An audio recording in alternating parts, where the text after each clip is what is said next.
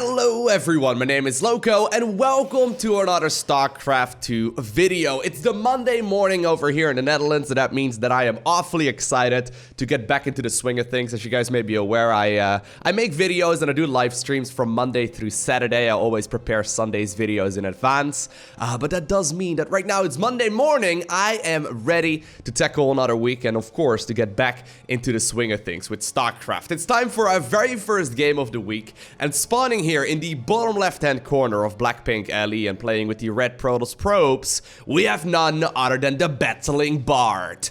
The Battling Bard. If you're not careful, he's gonna grab his loot and come after you. He's gonna get his flute out of his back pocket and he's gonna hit you with it. The Battling Bard. I'm not entirely sure. I do have to say though, I love that nickname. And his opponent spawning all the way on the other side of the map. He's playing with the blue Terran pieces. We are looking in the main base of Vaker. Now apparently, Battling Bard has decided that he's gonna open up with a very classic pylon into Nexus, into Gateway without a probe scout whatsoever. Now of course, this is going to be a viewer-submitted replay because neither of these guys are professional gamers, at the very least as far as I am aware. This is indeed going to be a Platinum League match of Terran versus Protoss, submitted by one of you guys. Now if you have an awesome replay that you would like me to go ahead and cast as well, you can go ahead and submit it to replays@LowkoTV. Now, please keep in mind, we get probably about like 24 replays every single day, and I cast like 1 or 2 or so of these matches a week. So I only get to cast the very best, so please go ahead and submit only your greatest replays, because that would really increase your chances of getting in here as well. Now, Mr. Faker, he is gonna scout here, and he must realize, hey, wait a second, that Nexus is awfully quick. That does mean that the cybernetics core is quite a bit delayed here as well. As a matter of fact, that's the second gateway here near the front. The very first Reaper is gonna come out in just a little bit, and that means that Battling Bard has absolutely nothing to defend against that. I mean, he may be able to make a Zealot or something along those lines, but this Reaper that's currently moving across the map, it's actually first off taking care of that single probe there as well. But Vaker should be able to have a field there for quite a little while, because there's not gonna be. He should be able to get at least like 3, 4, 5 probes before like the first Stalker or even the very first Adept comes out. Of course, Adept's very, very helpful in the TVP matchup, not only for scouting but also just for simply cleaning up that early game aggression. Now the Reaper, apparently, it is gonna have a quick little snack out of its jetpack backpack. A jetpack backpack. That's a thing that we're probably going to be able to purchase in like, 50 years from now or so. Probably less than that. But anyways, the very first Zealot is now also moving across the map. And here we go. This is what I was a little bit worried for, right? So there's a Stalker coming out in just a little bit. Vaker was a little slow with his Reaper control here. And no, oh my, dude, no, dude. Okay. Well, hey, first game of the week, all right. I was just talking about how he was going to probably get a couple of probe kills. Alright, well, he did not. Well, apparently, though, Mr. Zealot has now made its way across the map. It's gonna start slicing and dicing away at a couple of those Marines. So far, one of them will end up dying. The SCV at low HP also presented itself to that very first Zealot to make sure that it's gonna, maybe go down as well. Apparently, though, this Zealot most definitely paying for itself. It's forcing the liftoff on that orbital command. That is most definitely something worthwhile, and apparently Battling Bard is just simply gonna send his Zealot all the way back home right now, as the Reaper wasn't quite there to deal any kind of damage to it. So this is the reason, by the way, if you're a Terran player, why you want to really keep that very first Reaper alive. Not only can you do a lot of economic harassment to it, I mean, I seriously think it could have picked up like 3 workers at the very least. If you're gonna go Nexus first, you're just simply so very vulnerable to that Reaper play in the early game. But if you give it up, right, not only can you not scout anymore at a later stage in the game, but you also get this kind of shenanigans with the very first Zealot moving across the map and you are not really having a lot of units. Everything just kind of slows you down. It's these little things that separate Platinum League players from making it into Diamond League. A lot of people ask me, hey Lowko, how do you improve in StarCraft 2? How do you get better? Well, the simple answer is that you have to play the game. This may sound very silly, but playing the game is a very nice tool. Now, I'll talk about that in just a little bit, because it does look like we have the Stalkers moving to the front here. Now, 2 Cyclones are going to easily be able to take care of that. A scan will indeed now confirm, though, that indeed these units are now moving away. But this is another one of those little things, right? So how do you improve from Platinum League to Diamond League? Well, first off, you start valuing your scans a little bit more than that. A scan mines for about 300 or so resources. It's a lot, okay? Obviously, you could choose to be it a mule instead. That's a lot of resources that Vaker just threw out just to confirm that a couple of Stalkers were going home, even though he already had the units here at the top of the ramp to try and deal with that anyway. The best way to improve in these kind of scenarios, right, is just by simply playing the game a lot. When you play the game a lot, eventually you will realize, hey, wait a second, I've got 2 Cyclones, 2 Hellions near the front. I really don't need to scan there against 3 Stalkers and a Zealot. Like, what are they gonna do? Anyway, Battling Bard now indeed sent his very first War Prism across the map. The War Prisms are going to be critical. Now, I say the very first one because I already see a second one queued up on the... No, never mind. I say that, and Battling Bard must have realized that he did not want the second one, and instead he's gonna be queuing up an Immortal. Double War Prism play has become a bunch more popular in the professional scene of StarCraft 2. You see it quite a bit right now in Protoss versus Zerg, just because Archon drops and whatnot are really, really potent, and you can obviously do a lot of counterattack harassment with your War Prisms. It's actually really terrifying to play against. War Prisms, they don't fight obviously, but they give this pressure on your opponent's army and your opponent's forces, where they really don't want to move across the map when they know that there is a War Prism out there somewhere. Liberator now, though, making its way across the map. It is now confirming that there's no third nexus to be seen anywhere. Instead, we're seeing a lot of additional gateways as well as a Dark Shrine going down. The Liberator will now be able to move in. Now, sadly, for the Protoss player, he's been sitting here inside in the middle of the map for quite a while. Another scan does confirm that the army is indeed sitting there as well.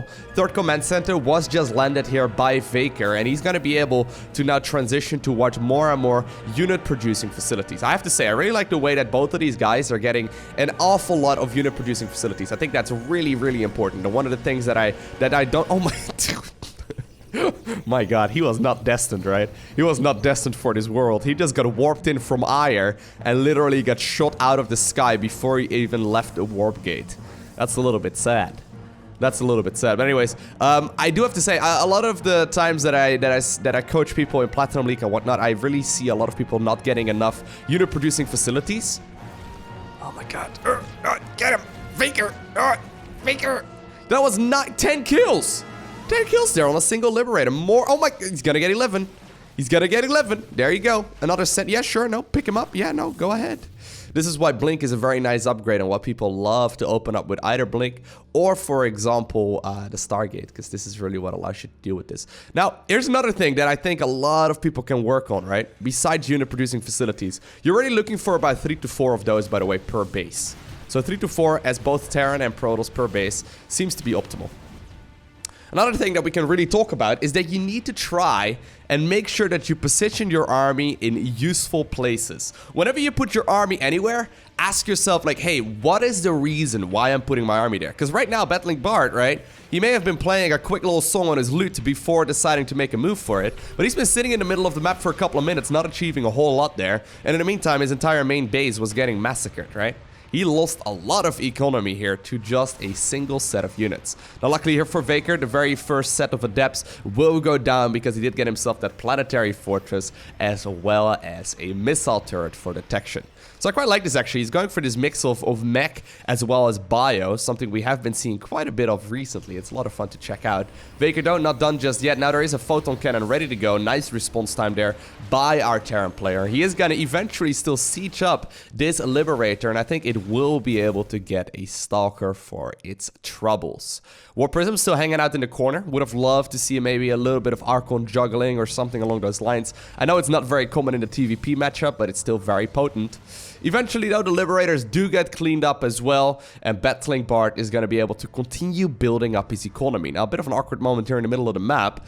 All of these units apparently are you know, short-sighted. They can't really see very far because they did not realize a massive army just approached them on the other side. But it doesn't really matter. Battling Bard immediately is gonna send a warp in of Adepts inside of the main base here of the Terran player, and the Terran player likewise just sent a lot of units across the map. A single Reaper is now even waiting here as well. Now Vaker is looking to try and snipe the third base location, but of course there is no third base to be seen anywhere. I don't know if you want to shade down, my man. There was really zero reason to shade down. There were still so many juicy SCVs ready to be picked up inside of that main base. But here we go. Big engagement going down. There is a blink available on these Stalkers, if I'm not mistaken. Actually, no, he does not have blink yet. He actually just simply got himself that charge upgrade only. I thought I saw it on the production tab for just a little while. That does mean that there is no chance of really winning this engagement if you are the Protoss player, just because of the sheer value that Marines and Marauders provide if your units are just simply standing still.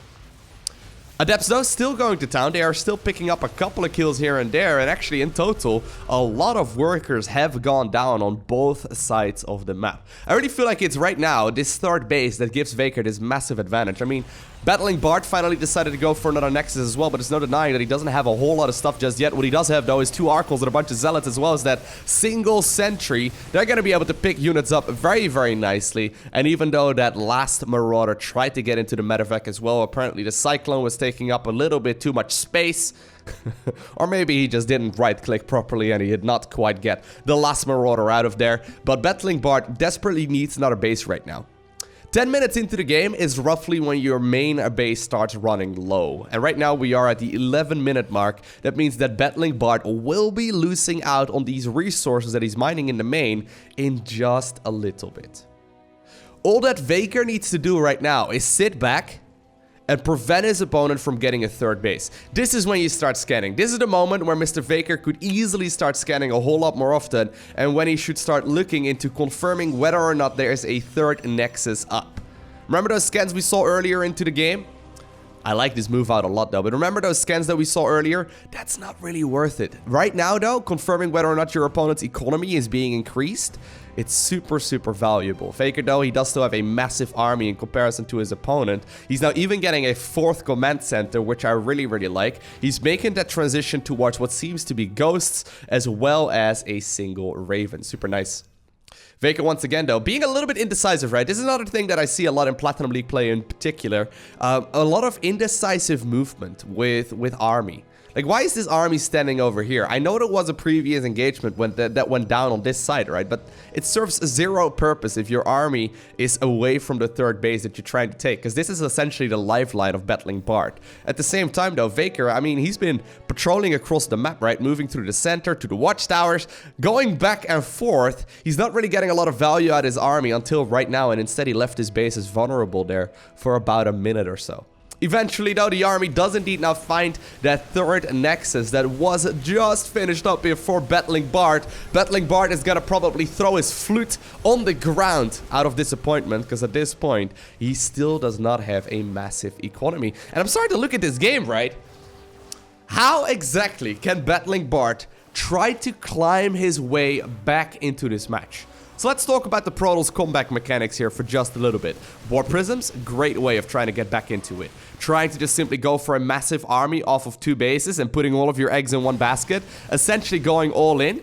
Great way of still obtaining the victory. Trying to maybe take a double expand, a great comeback mechanic right there as well. There's a lot of different ways you can try and get back into the swing of things. He's tried Dark Templar. Of course, those were denied very nicely because we see detection pretty much everywhere here for our Terran player. But there's no denying right now, right, that Vaker is still out on the map with only a small chunk of his army. He does have a whole lot of units though, but I don't think it's big enough to take on Battling Bard's forces. Apparently though, Vaker wants to try and see if he can end this game right here, right now. He's gonna start fighting the top of this ramp. He doesn't know about the positioning though of this Protoss army, and that means that Vaker is gonna try and push up on the ramp, but he will be hit in the back here as well. He will be surrounded by a lot of those Zealots. Nice anti-armor missile. It will significantly reduce all of the HP and all of the, I guess, significance of a lot of these units. A couple of Zealots apparently are just simply hanging out near the northern end, but indeed, There was not even remotely enough Terran to try and clean that one up, and Battling Bard in the same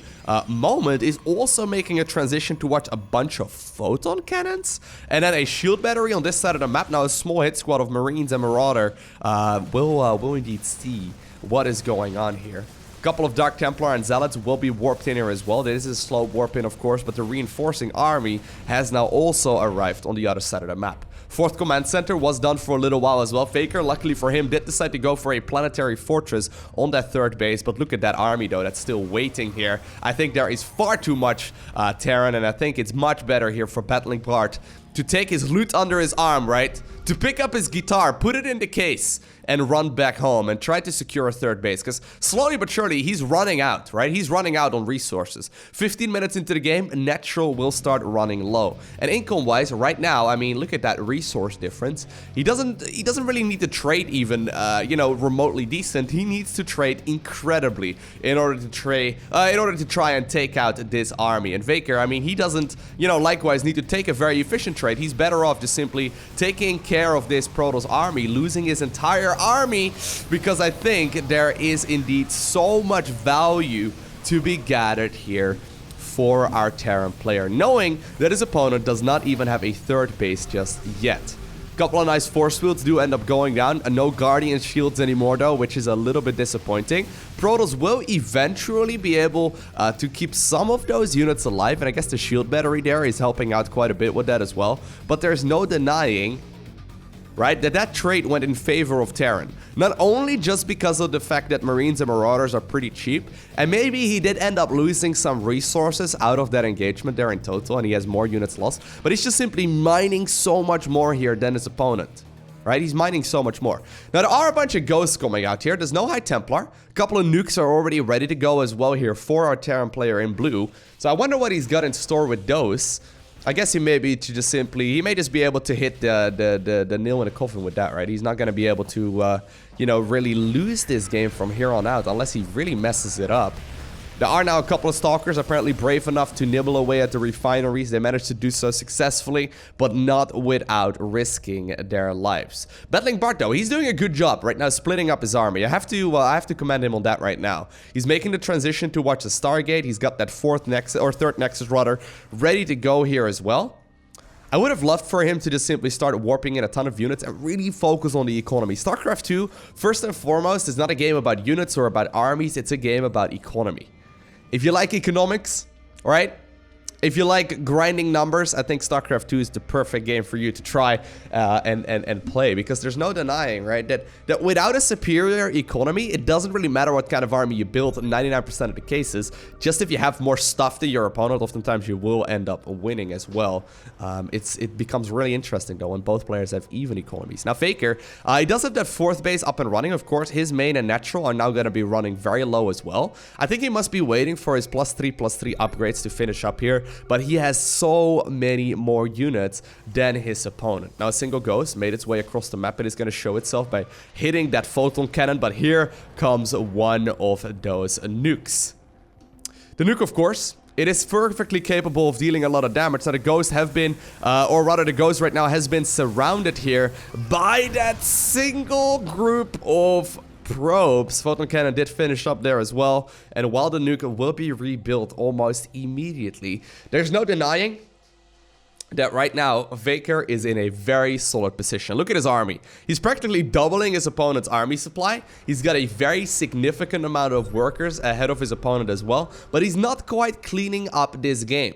I would love it for him if he would try to really spend those resources, right? Battling Bard has done a great job with the resources that he does have. He's got an awful lot of units just because of the fact that there are 4,000 or 5,000 resources waiting to be spent here for Vaker. And StarCraft 2 is the worst bank. You do not really get any benefits here whatsoever. Now, great EMPs, though, that will reduce this shield here on that Protoss army significantly. He will be able to stim forward, deal with a lot of those Protoss units, and Vaker is still in a dominating lead, even though he is flooding resources left and right. Let's have a quick little look. He does have a lot of unit-producing facilities, but he hasn't really been keeping up with those for a little while. Whenever you feel like that, right, whenever you get in that scenario, just feel free to add on a couple more barracks, and maybe a few factories and starports as well. A 10% campus switch right now coming up here for Battling Bard. I don't really know exactly if that is what he needs. I would rather see him just simply focus on a very big gateway-focused army with some Immortal Archon support. I do think that that is the correct choice.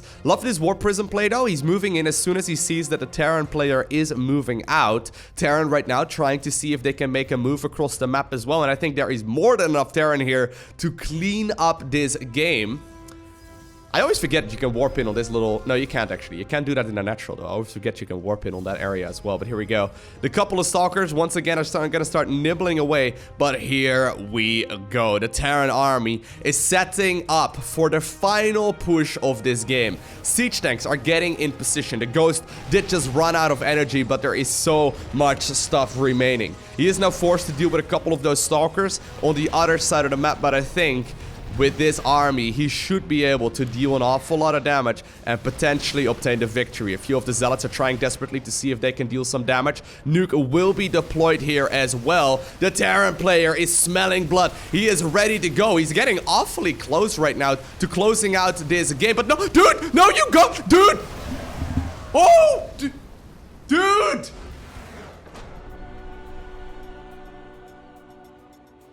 Vaker.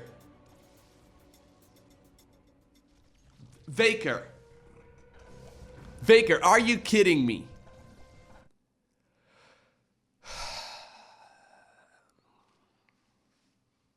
I don't even know what to say right now. Like, he didn't even need to leave, all things considered, right? He still had...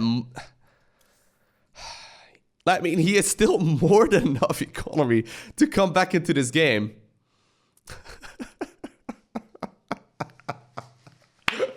So I'll be honest with you guys, right? I cast a lot of games, so viewer submitted replays that Modluses and Nuke have selected. I end up casting those games, and I don't upload them because I don't really like the match very much. Right? They selected them as really good games for me to go ahead and cast, but I'm pretty critical when it comes to these kind of things. Maybe I'm not happy with the cast. You know, maybe something else is not quite right, so I decided to not go ahead and upload the video.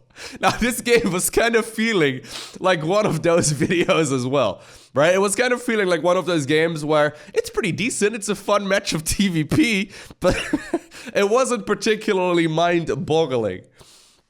Well, I did briefly cover comeback mechanics, right? During this cast as well. I guess one of the comeback mechanics that I did not quite anticipate here for our Protoss player, right? I was a big fan of him just simply double expanding or maybe trying to go for some Dark Templar or War Prism play or maybe a big push, big all-in off of 2 bases. What I did not quite consider to be a comeback mechanic would be the Terran player nuking his entire army, getting frustrated, and then just immediately Alt F4ing out of the game. Did not GG. I don't think he even like hit F10N or whatever to try and get out of the game fast. I'm pretty sure that was an Alt plus F4, right? That was like a pulling the plug out of your computer and making sure your PC is disconnected out of the internet, right? That is like literally going down towards the control room of your house, flipping all the switches, making sure that you have no more power to the room that your PC is in. Right? Like, my God, that's a frustrating moment. Now, truth be told, I did not really imagine a world where Battling Bard could come back into the swing of things. I guess nuking your own army is one of the ways that these happy little probes can continue mining. I hope that you guys enjoyed watching this video. If you did, make sure you hit that like button down below. And if you want to see more, make sure you hit that subscribe button so you get notifications as soon as I upload more. Now, if you have an awesome game yourself as well, you can go ahead and submit it to replays@LowkoTV. Just a simple email address. Just simply attach your .sc2 replay file and maybe, just maybe, I will end up casting your game in the future. Other than that, you can follow me on Twitter, Instagram, and Facebook. Links are in the description of this video, but I want to thank you for watching. Have an amazing day. Do not forget to smile, alright, and I will see you in the next one.